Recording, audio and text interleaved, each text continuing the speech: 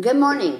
Today we're going to talk about the different classroom environments, teaching methods that can be used when your child is in special ed and kind of reflects back to the least restrictive environment. We're going to start with the most restrictive, and that is a self-contained class. That it means exactly what it sounds like, a self-contained class. Your special education student would be in one classroom with probably about 5 to 10 kids. One teacher, a special education teacher with special training, would be in that class. She would teach him all his subjects. They would more than likely eat lunch together, have music and PE, so it would be a very small class setting. Your child would be guaranteed to get a lot of one-on-one help. One teacher with 10 kids. A lot of times they'll probably work together as a group. She would probably sit the children all in front of her, and they would do one problem at a time before they moved on. It would be a very slow-based learning at a very slow pace. That is considered the most restrictive environment. I'm not telling you to discourage it. You know what your child needs. Again, based on his or her disability and the services and supports that she would need, usually determines what kind of classroom setting the child would be in. The next kind of classroom setting is considered a resource room.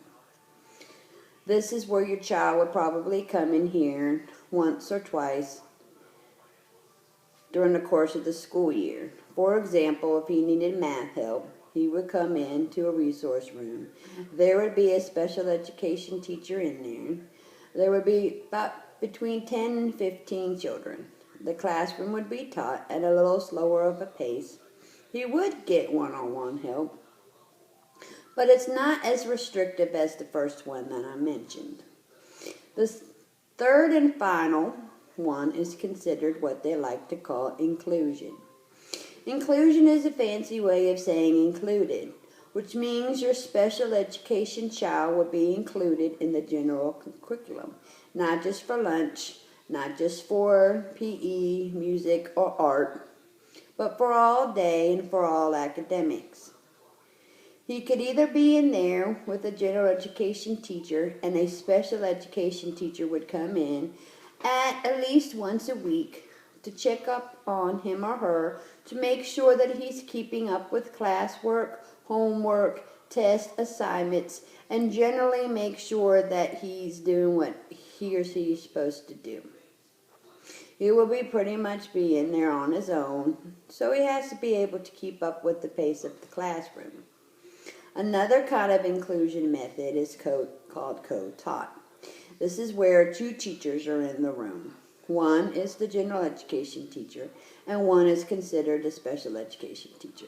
She's in there for the same amount of time as a general education teacher. While the lessons are taught by the general education teacher, the special education teacher is in there to assist the teacher and assist any kid in the class who is special ed. So she's the one that's supposed to be in there to provide them with one-on-one help if it's needed, help them with the notes and stuff like that. She will stay in there. But the general education teacher will be the one who gives them the grades, will also be the one to do the teaching. This is considered, in my opinion, the most least restrictive environment, because your child is with his general education peers in a general education setting, and he is in this all throughout the day. I hope that answers your questions.